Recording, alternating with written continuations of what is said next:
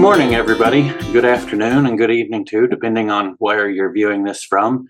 I am Kevin Logan. I am the president of Clan Logan Society International, and this is the second episode of our podcast series where we're trying to introduce you to some of the key players, not only in the society, but in the Chief Restoration Project.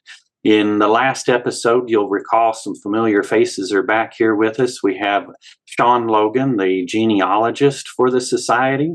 We have Caleb Logan, the heritage officer for the society. And joining us today from Scotland, not from Scotland, from the UK, is John Logan Marjoribanks, who is the retired heritage officer from the society and is the person most responsible for the last 20 years of research into the Chief Restoration Project.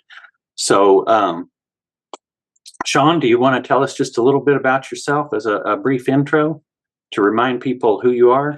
Yes, hi. I'm Sean Logan. I'm the genealogist for the society. My main role is to help people understand where they fit in the very large Logan family, and hopefully someday to help someone trace themselves back to a Logan of that ilk. Okay. All right. And Caleb? Yes. Hello, everyone. I am Caleb Logan. I am the Heritage Officer for Clan Logan Society International, and my focus has been on who the historical Logans were and all the regions that they lived in, and that's about it for me. Okay. Welcome, Caleb. Thanks for getting up early and joining us today. And then joining us for the first time, and probably not the last time, we have John Marjoribanks. Welcome aboard, John. We're glad to have you. It's very nice to be here. Why don't you fill us in a little bit on your background? Tell us the Cliff Notes version of your life story, if you would. Well, it's been quite a long life, as I'm now into my ninth decade and still enjoying life very much. I got interested in the Logan Society just after it was started by Vernon. I can't remember exactly when. It must have been about 24, 25 years ago. And have been a member ever since, and have been very much involved in the research to try and find the Logan chief. But before doing that, what awoke my interest in genealogy and chiefship and all that sort of stuff was when I was a teenager. My father, William Logan Marjoribanks of that ilk, was spending a lot of time trying to develop a petition to the Lord Lion to be able to establish his right to call himself chief of name and arms of Marjoribanks. His petition was successful, and his arms were first granted in, I think, 1965, and that was the year when I turned 21. So as a present to me, he arranged for me to matriculate arms with the Lord Lion as a cadet of Marjoribanks, as I have an elder brother who is now the chief. And that made me fascinated by heraldry and genealogy and all that sort of stuff. But then leading a busy life, a lot of it overseas, working mainly in Africa, but also in India and Pacific Islands and places. I didn't do much genealogical research for a long time, and then came back to it when I returned to Scotland in the year 2000. And that's when I clicked with the Logan Society and started putting a lot of work into the Logan side. I'd become interested in the Logans because my father's mother, my granny, was a Logan, Molly Logan. She died, unfortunately, when I was about 2, so I never met her. But I knew of her through my father.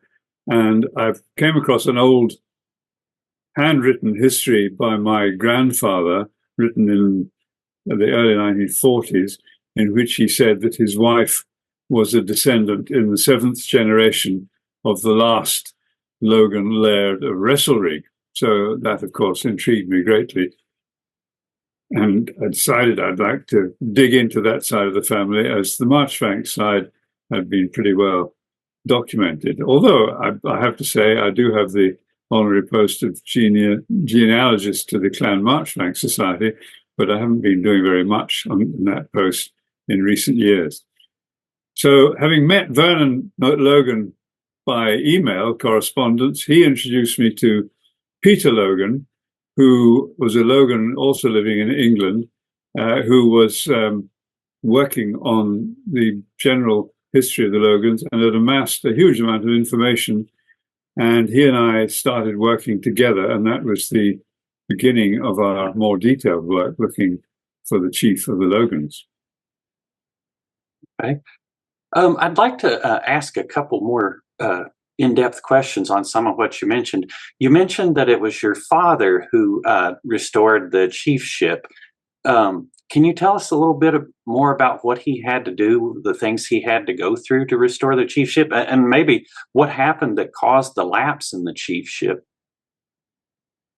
Well, there was never really a lapse, except that the chiefs for many generations didn't bother to register their arms with the Lord Lion, and that's very common. So when the 1672 Act came into force and it required people who bore arms to register them with the Lord Lion, it wasn't the case that the Lord Lion granted the arms. There were arms already in use that had to register the Lord Lion. That was exactly the same with Logan of that ilk. He didn't grant those arms, he just registered them, a previously used set. Anyway, so after they'd been registered with the Lord Lion, the Marjoribanks family prospered reasonably, and they had a big country house in West Lothian, the sort of Adam building with pediment with a Marjoribanks coat of arms on top of it, all that sort of stuff.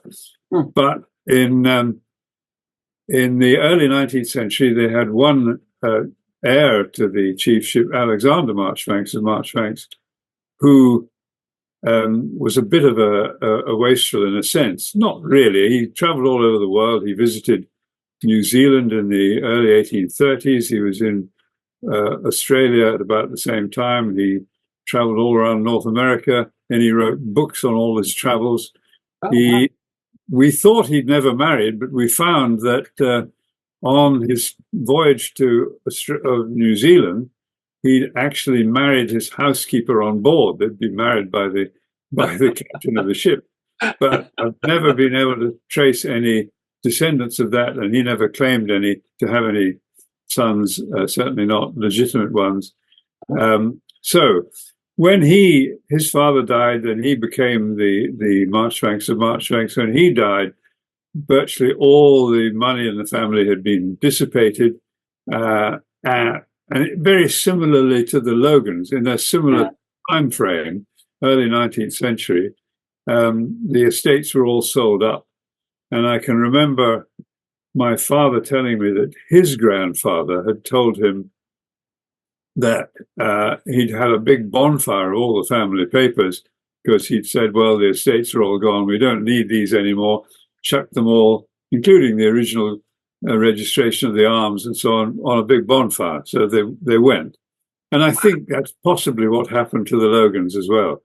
So it was really when the Logan estates were broken up, and the witty Laird of Logan died, leaving 3 children, but never having married, and leaving lots of debts that had to be defrayed. He was also damaged by the failure of the Heron Bank in Ayrshire, and that broke the family link.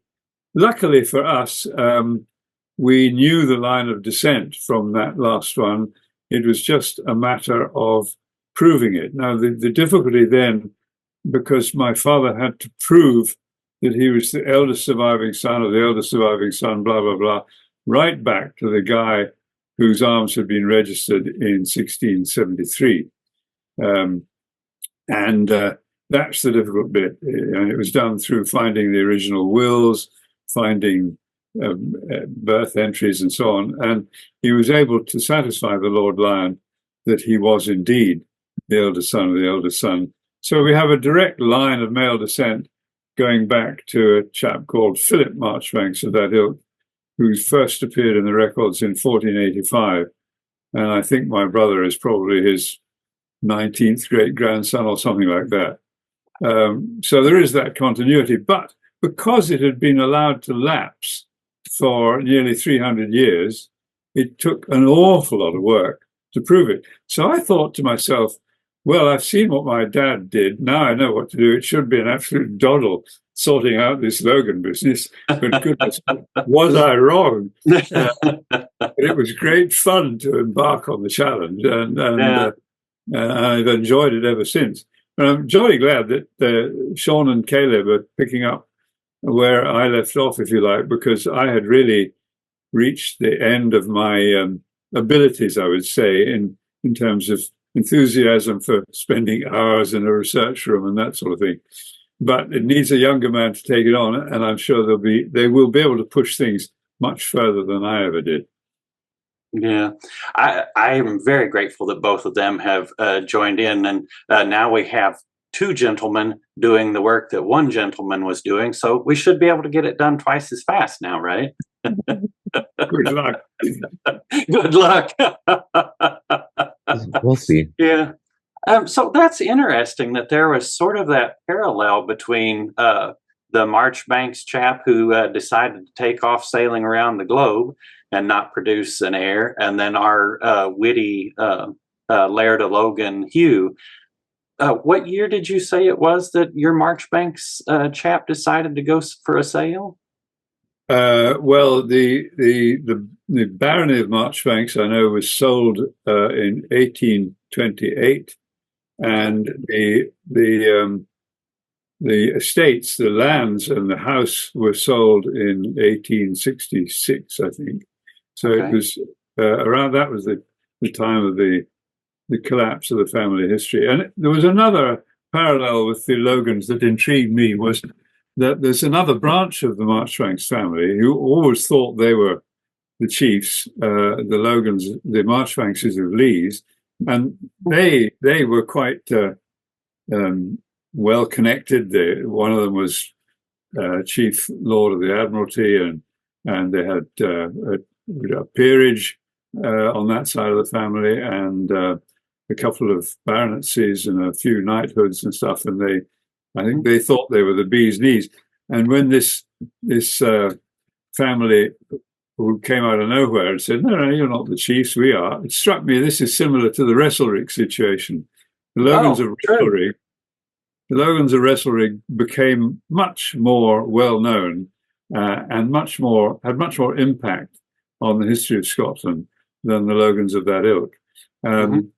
That meant that people thought that the Logans of Wrestlerick were the chiefly family because they were the most prominent one.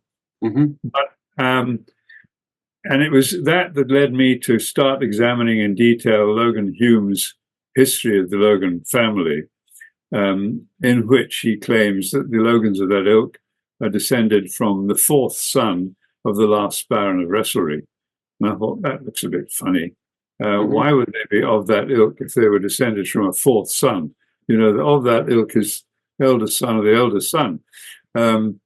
And I started poking into it, and I soon found that Logan Hume's book, although it contains a lot of valuable information, also has an awful lot of misleading rubbish in it. And it's very difficult to disentangle the gems from the dross, if you like, among everything that he's written. But that, again, was a fascinating avenue of research for me. Oh, I'm sure it was. And didn't you say that the thought was that your grandmother Logan, or I think you call her Granny Logan, which makes me happy because that's how I used to refer to my grandma too. Anyway, they thought she might be descended from the Wrestlerick Logans. Have you ever found any proof of that? I haven't done this kind of rigorous proof you need to do to approach the Lord Lion for recognition, because there is no question that she wasn't a daughter of the eldest line, if you like. She was descended from the Logans of Edram, and they in turn were descended from the Logans of Berncastle, and Berncastle was one of the properties acquired through marriage by one of the descendants of the last Laird of Wrestlerick. there's a quite a famous Scots song about Tibby Fowler, who was the wife of the first Logan of Burncastle. And so that's the line that she descended through. But my first contribution to the Logan, Our Valor, the Logan newsletter, was an article about her father, who had a major role in the Indian civil service in the 19th century. He was known as the collector of Malabar on the southwest Indian coast, and he looked after, on behalf of the colonial administration, a huge swathe of India, and was very progressive. And he produced a marvelous book called the Malabar Manual, or Gazetteer, which is still used by the Indian civil service today as an example of what a good civil service officer should do and best practice. And that was very interesting for me when I was working myself in India.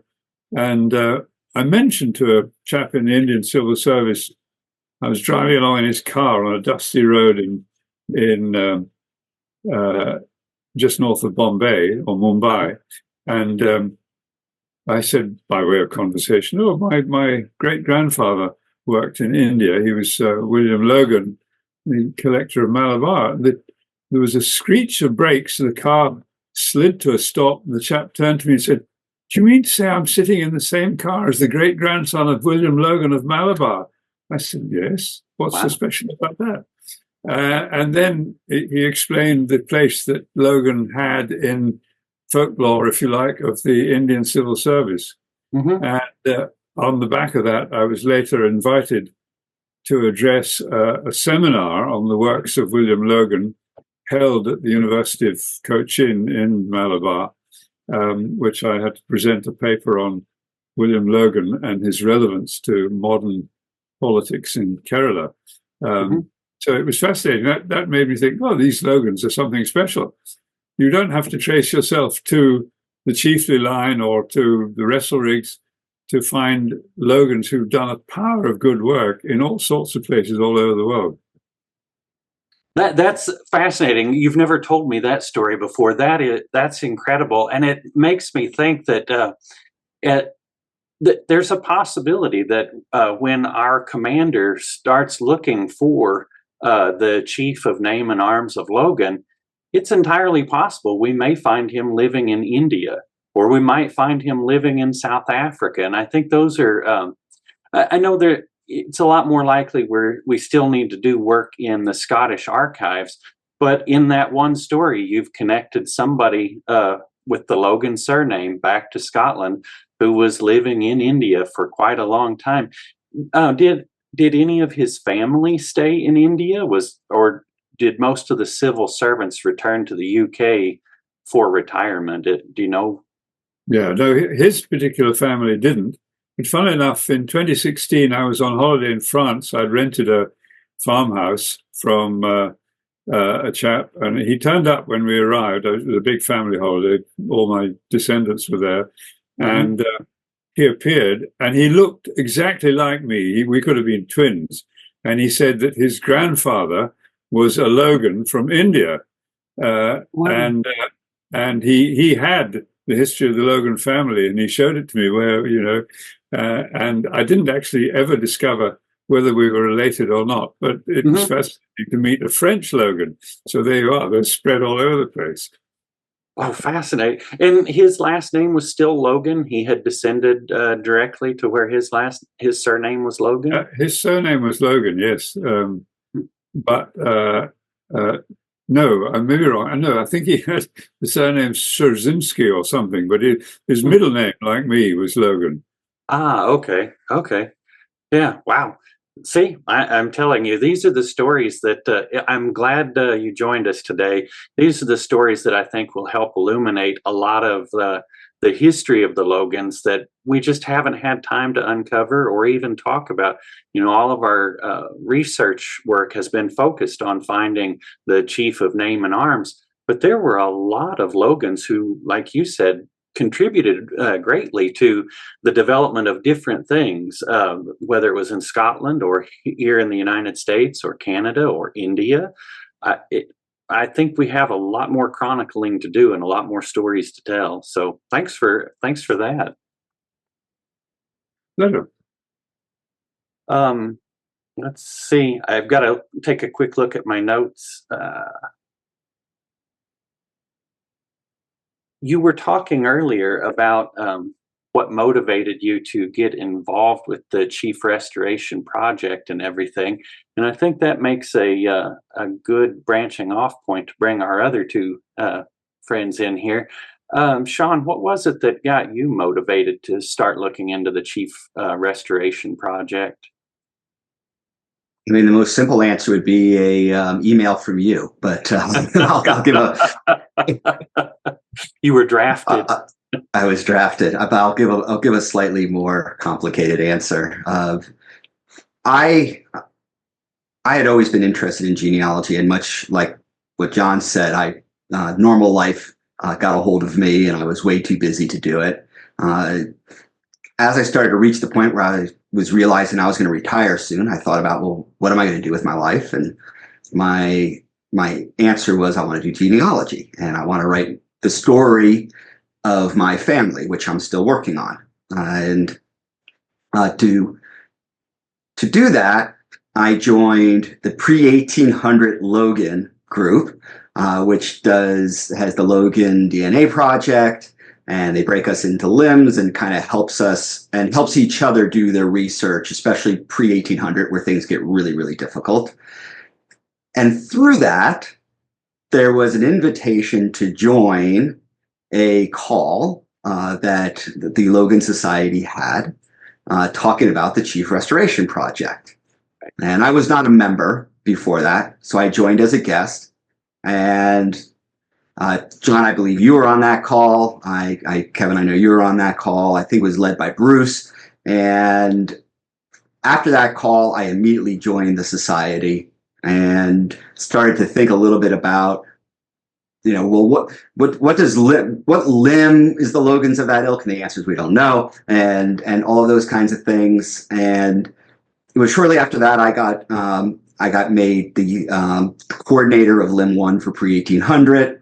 And through that, Kevin, you reached out to me, and you actually reached out to several people, and I volunteered to do it. But the thing that got me the most interested really was once I started in the role, I got a massive download of all of the work, John, that you did, and it sits here on my hard drive. It's organized into folders of birth, marriage records, maps and photos, Lord Lyon correspondence, and all of that.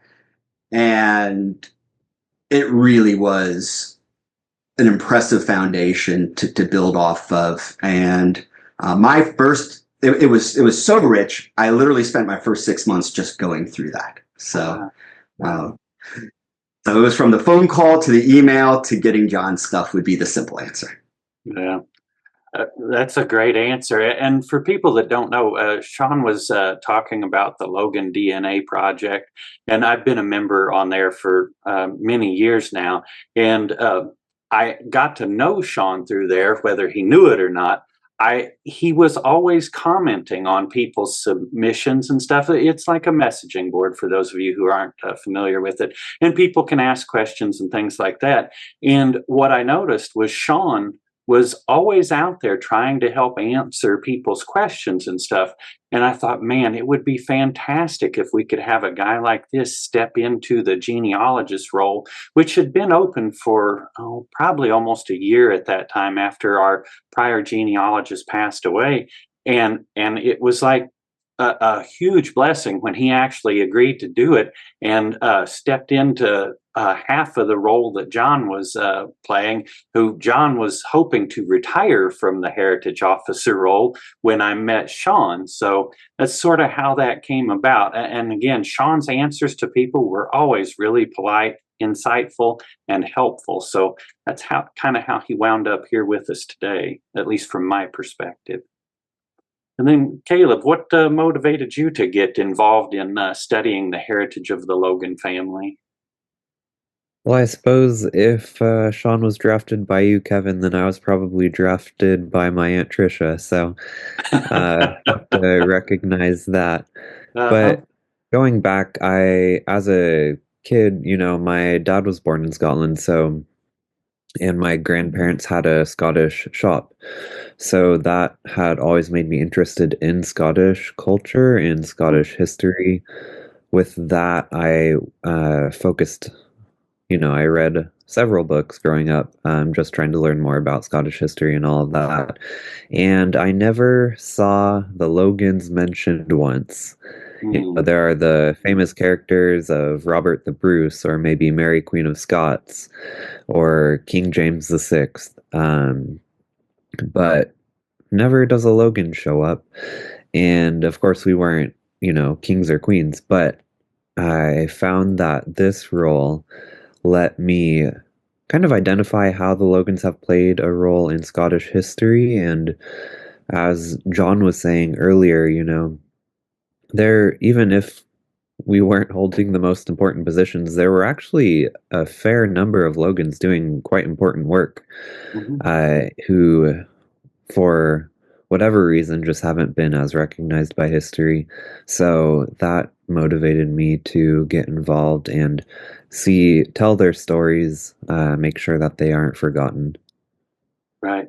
And that's fantastic. I think that's probably one of the most important things that we can do. And it's part of the inspiration for this YouTube series is so that we can tell these stories of the Logan family, not just in Scotland, but around the world. Like John just imparted a new story for us about a Logan in India, which I'm going to venture less than 1% of the Logans worldwide know that guy existed, unfortunately. And that's a shame. That's a real shame. So I appreciate all three of you taking the time out today to join us. And I kind of want to move on from our backgrounds and stuff and talk a little bit more about the research work and how it got started. And in particular, John, how did your techniques develop over time? How did you get started just going into an archive?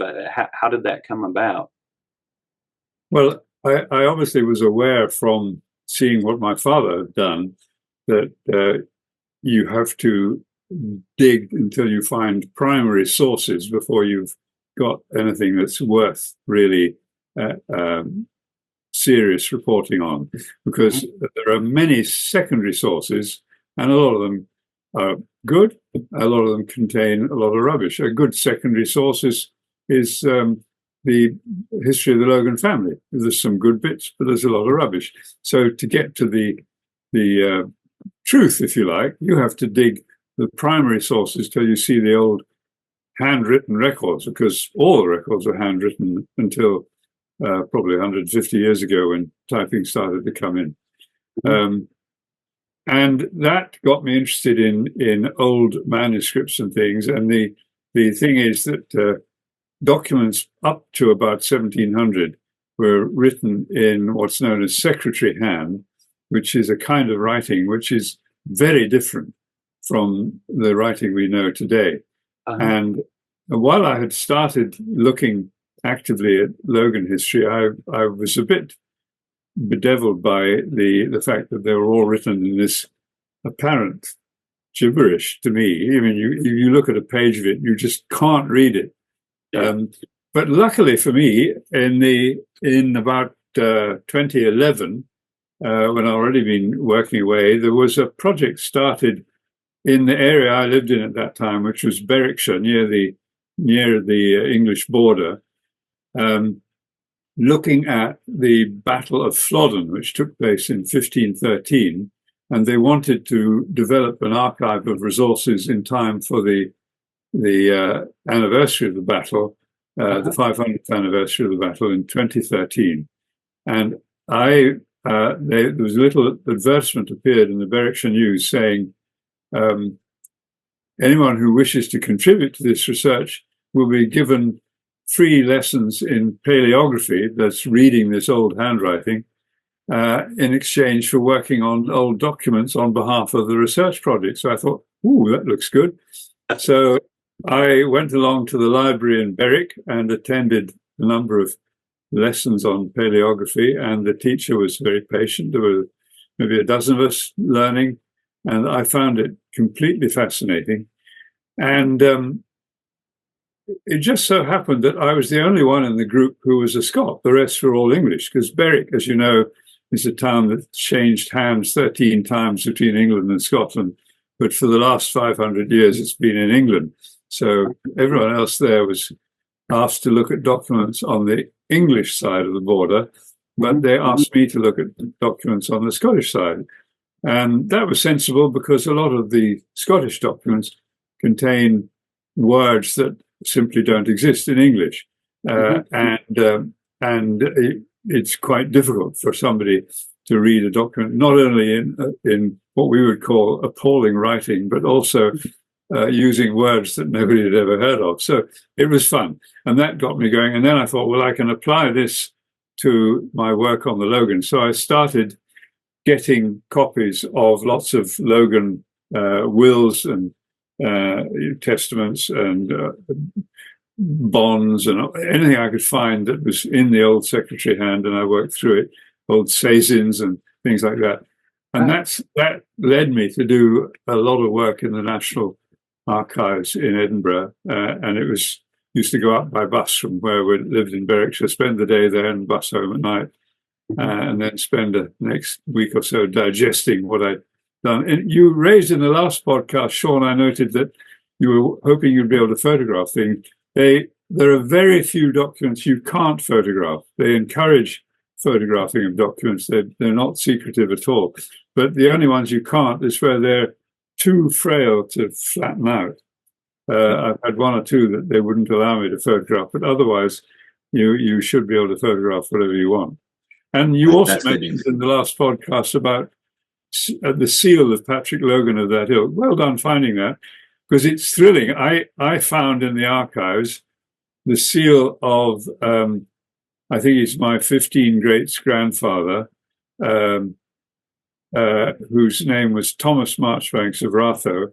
And there is in wax on his seal. And it's just an extraordinary feeling to think that your ancestor pushed his bit of brass or whatever it was into that hot wax and left that seal. And there it is, still in its little suede bag attached to a document 500 years later. And, so I hope you find the seal of Patrick Logan, and I hope you can share it with the rest of us, because that would be magic. That would be. So too. Yeah. I think this is interesting, and this is so in the roughly 20 years that you were doing the research for the to find the chief of the name and arms of Logan, how much of that time, percentage-wise, would you say was actually spent in an archival place versus what percent was spent looking at items online via the internet? Did that change over time? Far the most would be in archives, and the work I did at home on interpreting, transcribing and interpreting what I did. I mean, the documents I sent to Sean include a lot of my transcriptions, which the thing about transcription is it's not necessarily, you don't have to get it 100% accurate to get the gist of the document and find out the important things that it's telling you. But it's fun to try and get it as accurate as you can. And the last time, Caleb, you were talking about Thorn and Yoch, and these characters that are used in old documents that no longer used. You see in Scotland or in Britain generally, ye olde coffee shop. But ye was not, in fact, a Y. It was just the character representing the th sound. So, people have taken the odd-looking thing and thought of it as a Y, but it wasn't. The other thing about these old documents, while I'm rabbiting on about them, is they contain an awful lot of contractions, abbreviations. I mean, the prefix con, C-O-N, as in contraction, is rarely written as C-O-N. It's usually a kind of inverted G symbol, and you have to get to know that means C-O-N. So it makes it all the more fun to research these things.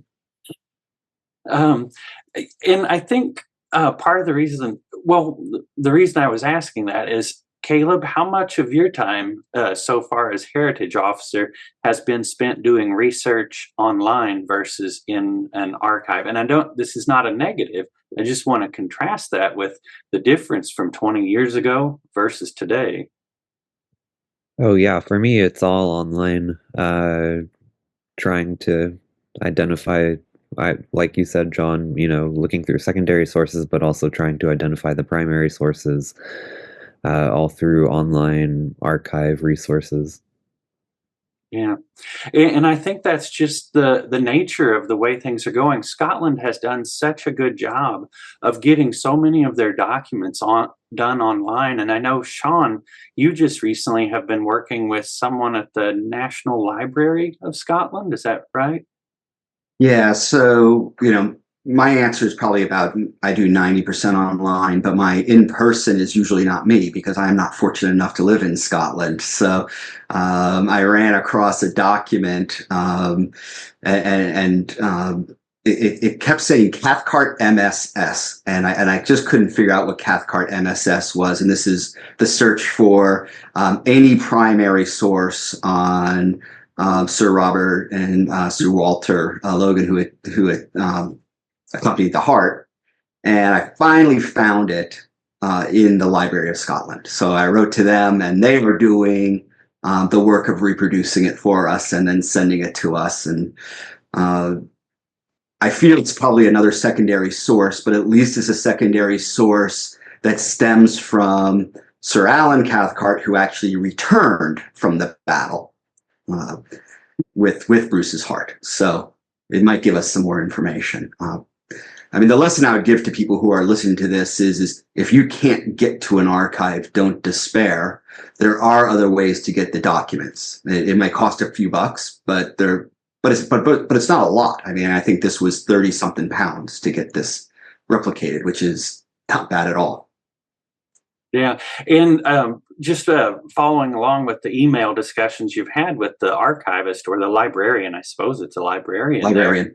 She got excited, I think, helping you go through it, because she actually started reading the manuscript to tell you what all she had found in it. And it's this kind of stuff that I think is important for people to understand, that our commander, no matter where he resides, he's going to have access to a lot of archival information. And there are researchers that are available for us to reach out to, whether it's a librarian or, like we've done in the past, had a paid genealogist to go through the archives as well. And in some cases, you have to have that professional because they don't let non-professionals touch or hold all of the documents. You have to have some skill and credentials to be able to do it. So I don't want people thinking that as John is moving into retirement and doesn't want to spend too much time in dusty archives anymore, that we'll be hampered in any way in our search. We still have two guys, Caleb and Sean, who are master sleuths and getting better every day. And then we have access to people who boots on the ground, as I guess they say, who can help us retrieve documents as needed. So that's all a good thing. Can I just add something? Sure. Although I said most of my research was in the archives, I agree that now you can get an enormous amount online, and you can get quite deep digging and amazing, find out amazing stuff. And you can get old publications that you can simply put a search word in Logan, and they tell you all the Logan references throughout the book. And it is so much easier. And I often think back to my father's day when he was working in the 1950s and 60s to do all his research. Online didn't exist. Computers virtually didn't exist. And everything had to be done with visits to the archives, employing somebody to do all the transcription, and what a pain. Life is so much easier now, it really is, and getting easier every year.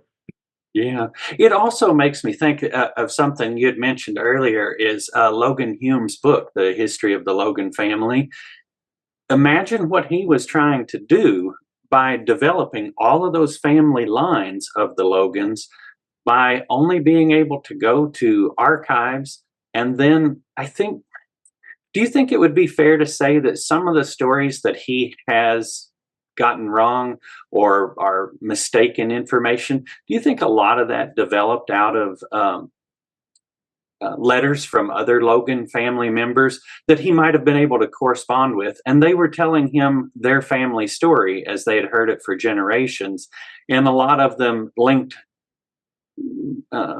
in fables or legends to the Restelrig family because that was the most well known. And so it wasn't so much that I don't think in any way he was trying to promote errors, but he was just reporting what he could find in 1920. I think you're absolutely right. I think, in fact, he did a marvelous job for which we should be very thankful that he did unearth an awful lot of information. But just because he got some things wrong, you don't necessarily need to dismiss the whole book. My problem was, because I was actually totally focused on searching for the chief of name and arms, and because I knew that as the arms of Logan of that ilk had been registered in the Lion Register, the only chief that Lion would accept would be somebody who could prove their descent from the guy who registered arms. So that necessarily focused me down very narrowly. In some ways, that's regrettable because you then lose a lot of what Sean and Caleb are doing and looking more broadly at Logan's in general.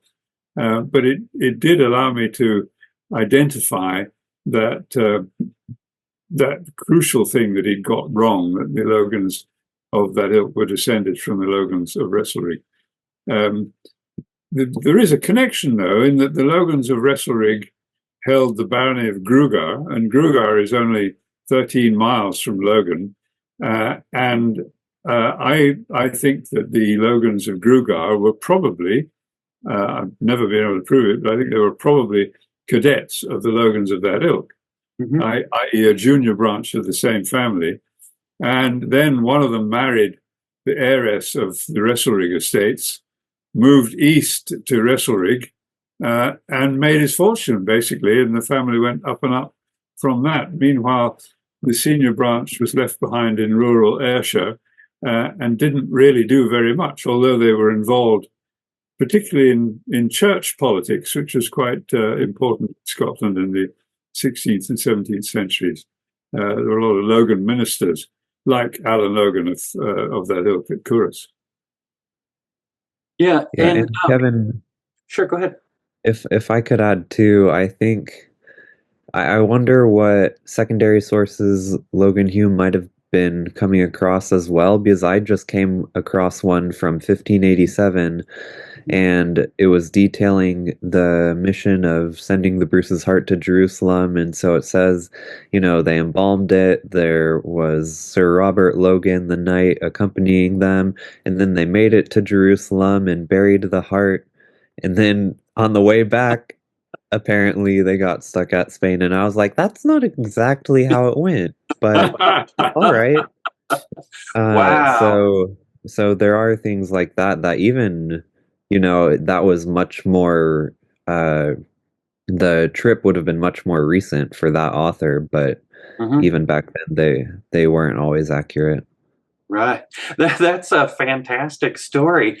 I wonder what we will find. That makes me wonder what we'll find when Sean gets his hands on the Cathcart manuscript, because did you say that it was reported contemporaneously, but the actual writing was done a few centuries later on that one, Sean?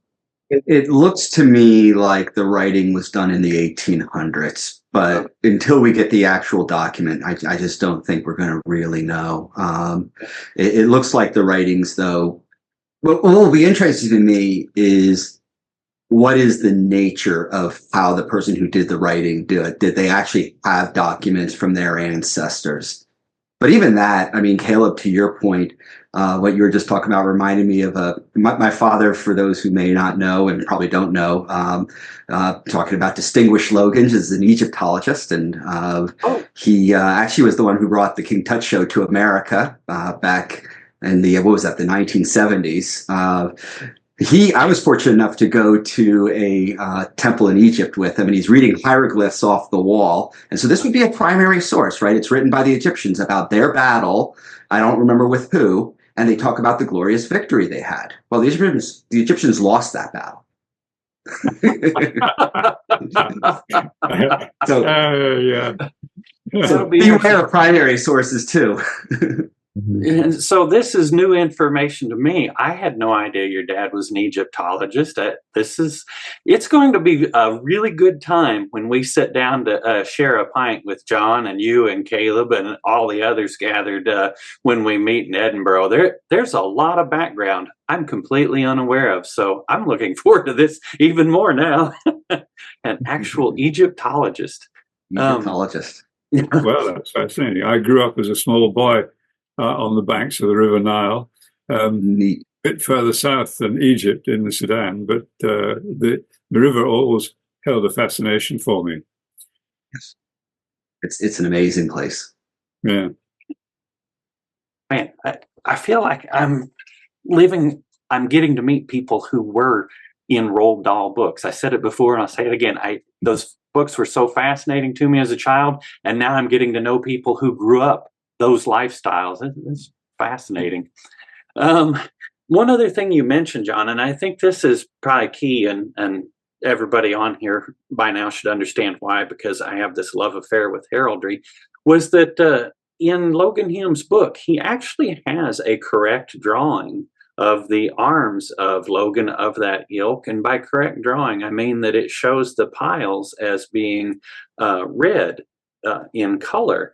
And that has been misreported or incorrectly shown in everything else that I see and look at as those passion nails being black, or sable, I guess they call them in heraldry.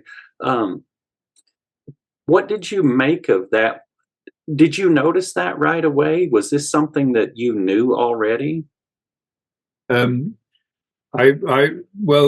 I was able to confirm definitely that the passion nails should be red and not black was by carefully reading the original entry in the Lion Register. And the rule in anything heraldic is that when you mention a color, that color describes all the things that are before it since the last mention of a color. Mm-hmm. So it said 3 passion nails, 2 pale, 1 pale ways, 2 bend ways, piercing a heart gules. Well, the gules means red, of course. Mm-hmm. And because the gules comes after that whole phrase, it means that all of them are red. Mm-hmm. And I thought, I've always thought that they were black, or in heraldic terms, they sometimes call them proper, which means kind of metal colored or steely.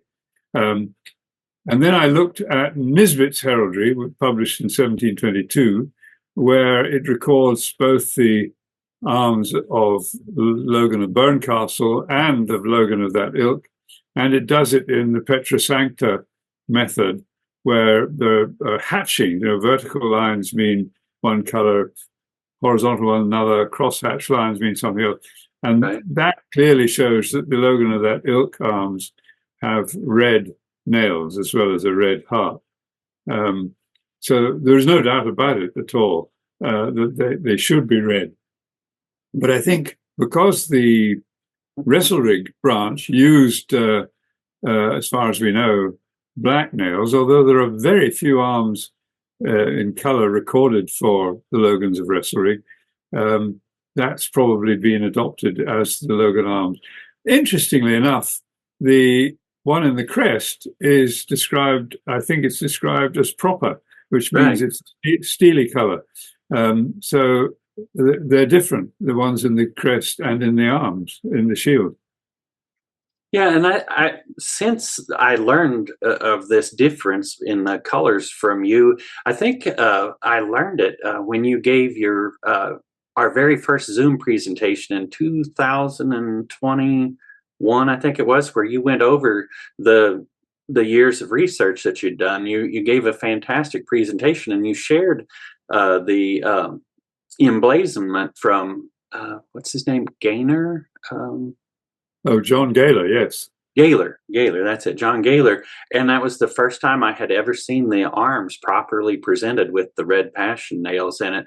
And that was like a revelation to me. And you spent a little bit of time, and we have that, if people want to watch it, we have that video available on our website of John's presentation. I think we have it loaded up to YouTube and a couple other social media sites as well. And if I think of it, I'll leave a link to it in the description so people can watch that. It's a fascinating report out. Anyway, so long story short, we have taken that and we have made it into heraldic banners and stuff now with the actual correct representation. So people coming to our convention at the end of April will get to see them as they should have been displayed all along. So that's one thing that we're really trying to do now, is correct the information that is out there. And to plug some of the work that Sean has been doing, he has spent a lot of time on not just Wikipedia, updating information there, but also he's in charge of the Clan Logan Wiki Tree website as well, and he has been uploading the correct information as far as we know it, well evidenced, well researched stuff there, so that people have an opportunity when they start doing searching. My goal is to have the Clan Logan Society website come up at least in the top 2 things on Google, so that they can get information directly from us. But it's hard to beat Wikipedia when you type in the phrase Clan Logan. And so Sean has been working diligently with background that Caleb was put together to get that uploaded there. So when you get a minute, John, and for the people viewing this, take a look at Wikipedia and take a look at the Wiki Tree. And I will try to remember to leave links for both of those in the video description, and see the work that is progressing forward, so that all of Clan Logan can be connected and get some truthful, accurate, at least as accurate as we have been able to find information. And that's my spiel on that. And that's part of the interest I have in heraldry, is I think it's a signpost to helping us find the chief of name and arms, and then also helping us delineate the other branches of the Logan family. Like you mentioned, the Restorigs, we believe their arm showed the Piles and Sable. So that allows us to identify connected but distinct branches of the family. I believe you even shared in that video the arms of Burncastle. Those were different as well. Yes, and interestingly enough, I could see, I've never found a reference to the arms of Logan of Wrestlerig, or that side of the family, that contains the heart. So the implication is that the heart, the man who carried the heart, was from the Logans of that ilk side. But there's no definitive proof of that yet. But it's the sort of thing would be fun to sort out in time. Yeah, in time. Well, can I just add another comment about the focusing of the research? Sure. The thing that really frustrated me was we ended up that research with 6 young men in the 18th century who were descended from George Logan's brother, Alan Logan, his grandchildren. We know they existed. We have records of their birth. We know their names and all the rest of it. But could I find any descendants of them? I started a process of looking at all the Logans of similar names anywhere in Ayrshire to see if I could come up with something. But I was vastly intrigued by a comment Sean made in the last podcast, that the only way we'll really find the man who can claim to be Logan of that ilk is by casting the net among all the Logans. There will probably be people whose roots lie in Ayrshire who may well be descended from one of these 6 young men. It would be unlikely that they all died out in the male line. I mean, it's possible, but it's unlikely that somewhere there will be a potential Logan of that ilk. And I think the more we can publicize that and get people looking, doesn't matter if they come up with erroneous things and we can knock them off the list, but Right. it's the only way we'll get it. And I agree with Sean entirely. It needs a lot of people collectively putting their minds to bear on it. I agree, and I think that that's again another reason for these videos and for the work that we're trying to put out on WikiTree, Wikipedia, stuff like that, so that people who might not have had any stories about their Logan family, but they actually possess a well-written or a well-documented genealogy, and they will hear these comments and stuff, and they'll say, "Oh, well, I have one of those from my great-grandma in my keepsake box," or something like that, and they'll pull it out and they'll start to look, and they will know to reach out to one of the four of us or all four of us and say, "Hey, I have this genealogy, and I think I might be descended from one of these six gentlemen that you mentioned there." I am more than happy to entertain as many people as think they have something like that as we can find. So you're spot on. I think we're all in agreement on that. I am curious, you say from those 6 lines, is there any one of them that sticks out in your head as you think there was some documentation that showed that they might have carried on, anything like that? No, I drew a complete blank. I mean, in the records, birth register of Thorn Parish, which is the neighbouring parish to Cumnock in Ayrshire, there are clear records of 3 of those boys, and they almost come alive. You think, gosh, those were young men in 17 whatever. Yeah. They were second cousins once removed of the last Laird of Logan, so it wasn't that far apart.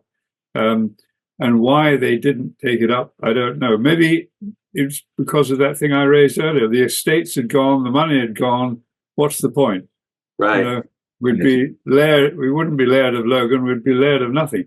But the thing is that there is a point, because my family no longer has the estates, but my brother is still entitled to call himself Marjoribanks of that ilk and sit on the, sounds a bit erroneous, sit on the standing council of Scottish chiefs.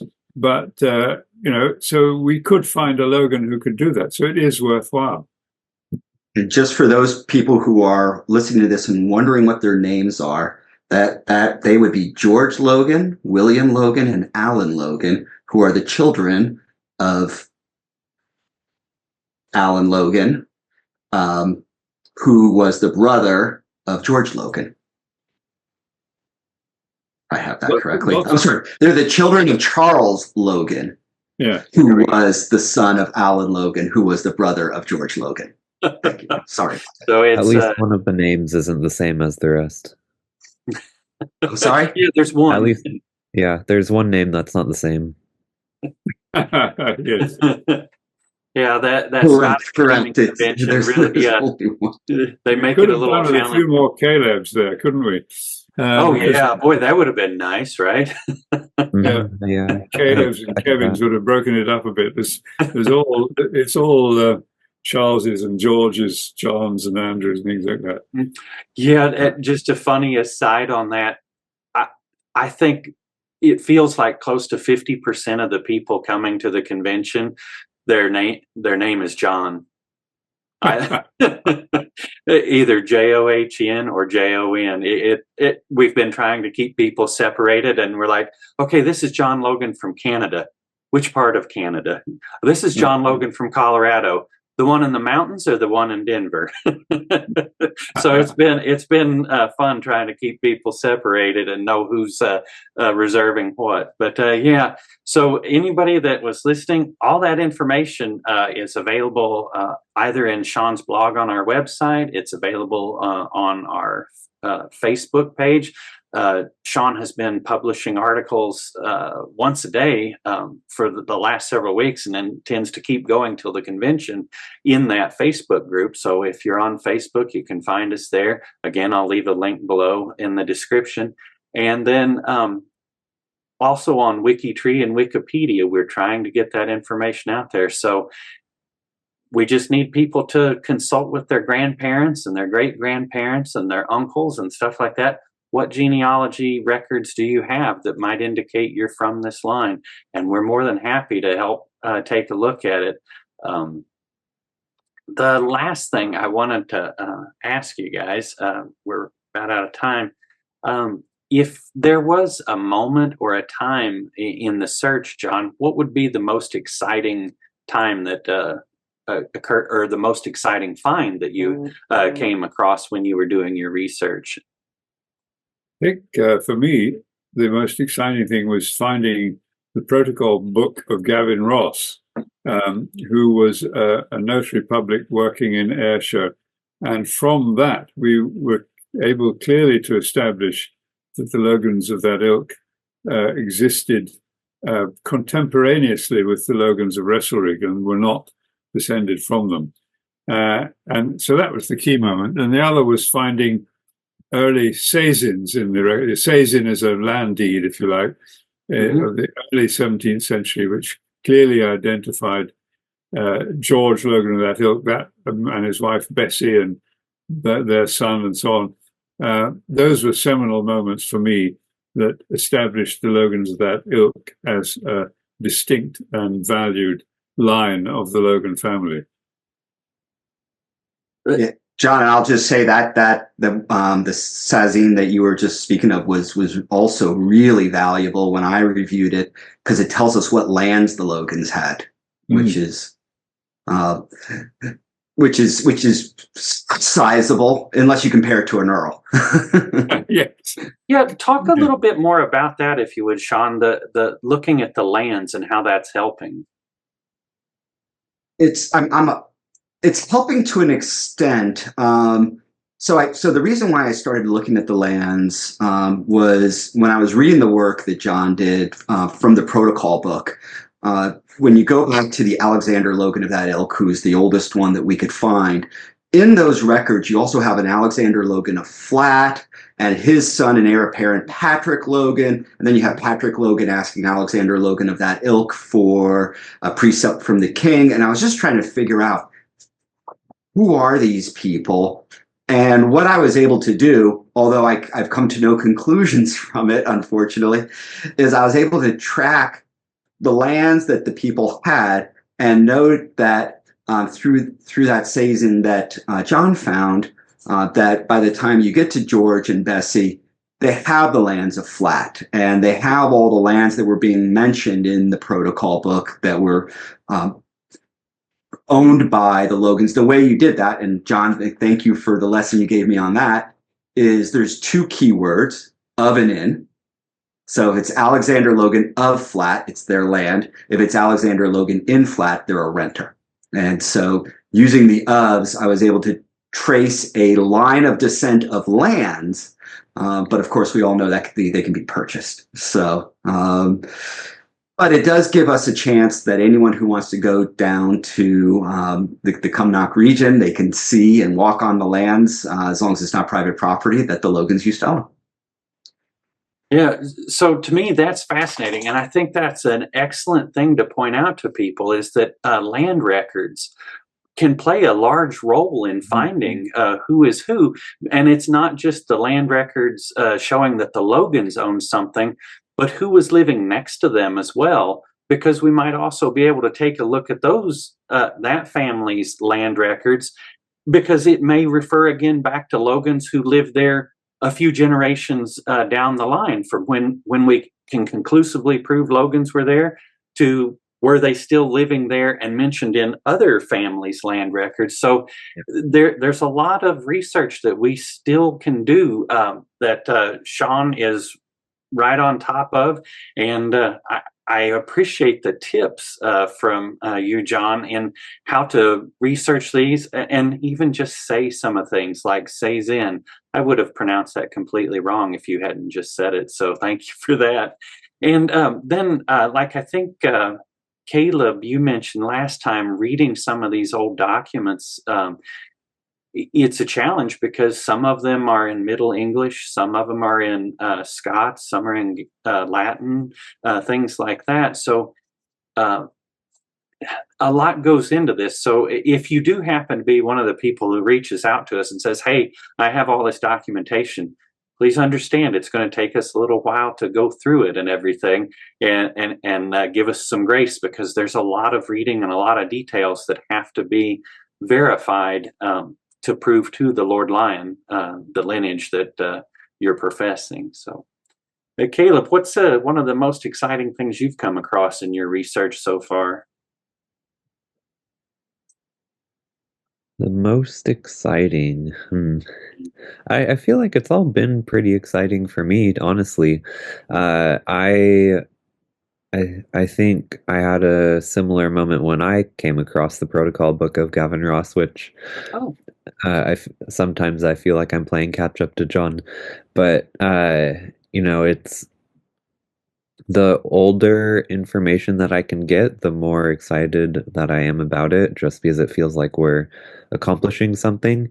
One of the what was I thinking? One interesting thing that I did actually learn was about a David Logan, who was the not architect, but he was basically like the sculptor or whatever you want to call it of Oxford University.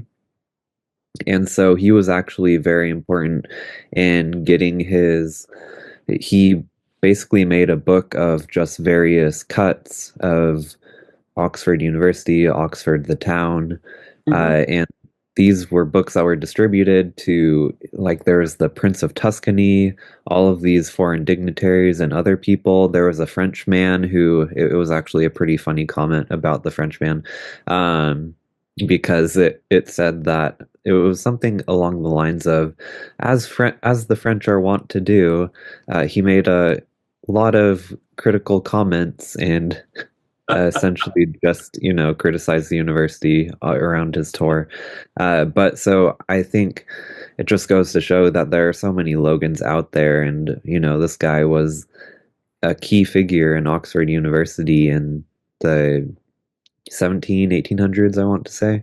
So they're out there, we just need to find them. Yeah, I agree. They are out there, and their stories are so worth telling. I mean, these are fascinating people who led fascinating lives, and even the ones that people might not think were so fascinating. Like I know for certain, just trying to do some of my own personal genealogy, there were a lot of Logans involved as colliers, the people who either were digging in the coal mines or in a lot of cases were actually selling the coal that was being dug in the coal mines around the Preston Pans and Trinidad areas, just to the east of Restalrig, I think it is. And so there's a lot of people that, as we continue to dig, we're going to unearth, even if they were what would be considered common men. It will be fascinating to have that list of common men who did common things, but continued to spread the Logan surname and create good families. I think this is what brings genealogy alive to me. So that's probably my exciting stuff, is all the little details that we find. Sean, what about you? Was it this same protocol book, or did you find something else exciting? I'll give you three answers and I'll keep it brief. The first one was, yes, everything I got from John. I mean, that was just, when I got that file, just going through all of it, and it created such an amazing foundation. Probably the most exciting finding I had going through your materials, John, was that you did the transcription, because I would have been completely incapable of doing it. So thank you for that. The second item would be, in my searches for a living heir to the Logans of that ilk, which I felt like I needed to do myself as well, and I still need to continue to do. I did not find a living heir, but I did find descendants of the Logans of that ilk, and that is, the line is the last Laird of Logan, Hugh Logan. His sister Janet Logan's daughter was Janet Campbell, whose son was John Kenneth Mackenzie, who is the progenitor of living Logans in Australia. So, I'm sorry, who's a progenitor of Mackenzies who are in Australia. who could put on their family tree a line of descent from the Logans of that ilk. Obviously, they would not qualify to be chiefs, but the Logans of that ilk have not died off completely, which was very exciting to me. The third one is I offer a service to members of the society. And I'll just say in general, having gone through those trees, I've done now 3 of them and 4 of them. And the things I've learned about all of the Logans, and I won't go through it in this, has been fascinating. And it just continues the theme that you all have been talking about, from people who worked in coal mines to people who were establishing Presbyterian churches in Kentucky, and fighting in the Revolutionary War and fighting in World War II and all of that. So, yeah. It's a very brilliant tapestry, I think, we can weave from all the stories and stuff that we're unearthing. And I can't wait to share more of it. The WikiTree site, the Clan Logan Society International website, I hope these 2 things will be solid resources for people to go and look at, and we'll put together blogs and other stories and stuff so that we can share these stories.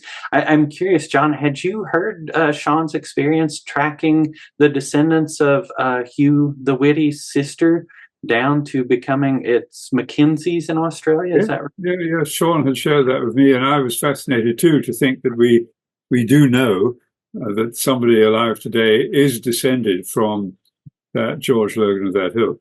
The trouble is they don't bear the Logan name, so they can't be chief of name and arm. But it did occur to me to wonder, if we can't find a male descendant, if you could persuade one of the Mackenzies to change their name to Logan, what would Lord Lyon think of that? Because many chiefly families in Scotland have gone down through the female line at some time or another. I could name Gordon, Seaton. They've both descended through the female line. MacLeod, for example, that's gone through the female line. So it's not uncommon, but it's not common either. Right. So that will be something that the commander can keep in his back pocket as he's doing his research to I guess, keep that in mind as he's going along. So that was a big finding, Sean, and that took quite a bit of work on your part. So congratulations on seeing that one all the way through. And just a quick plug, there's a blog on the Logan Society page on that. So it is titled, let's see, the title is, "Are the Logans of that ilk still with us?" Question. Right. And see, that's what I'm saying. I'm hoping the Society's website, with some of the blogs that get posted up there and stuff, that will be considered gold standard source of truth type information for people to look at. And that's a really good example of the work that's been done. So, yeah. Well, I think we are getting close on time here. I want to thank all of you again, Caleb and Sean, for making this your second appearance on here. I got a lot of good feedback from the information you guys shared. The most common thing stated on that first podcast was, I had no idea. And it was all the information that you guys were talking about. And that's why we're doing this, to help people that don't have a good background or don't have time. Everybody has busy lives, and thankfully we have the 3 of you who have dedicated so much of yours to unearthing this information. Now we just have to start sharing it. And thank you, John, on behalf of all of Clan Logan, for taking this on and doing such a phenomenal job for 20 years. We didn't even talk about the different things you've had to learn, like learning to read Latin, learning all these other things that you've had to do to produce the information so that Sean could spend the first 6 months reading through all of it, and Caleb can feel like he's just slowly catching up with where you're at. So you did a phenomenal work. The Clan Logan could not have been in better hands for 2 decades. So thank you very much for that. It was all a pleasure. I did it because it was fun and I wanted to do it. That's the great thing about genealogy. When you get stuck in, it is fun. Great fun.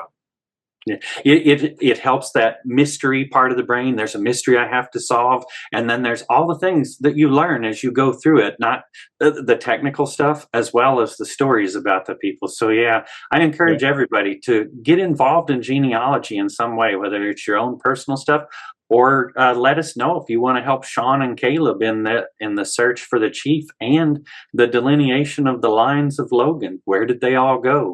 Did they wind up in India? Did they wind up in Africa? Let us know if you want to get involved. So to those who have made it this far, I thank you. Please remember to click the like button, the share button, and subscribe to this. And let us know in the comments if you want to see more discussions like this in the future, and if there are other Logan-centered topics that you'd like to hear us talk about. We're finding that we actually have a wealth of knowledge out there available at our Zoom fingertips. So let us know, and thank you, everybody.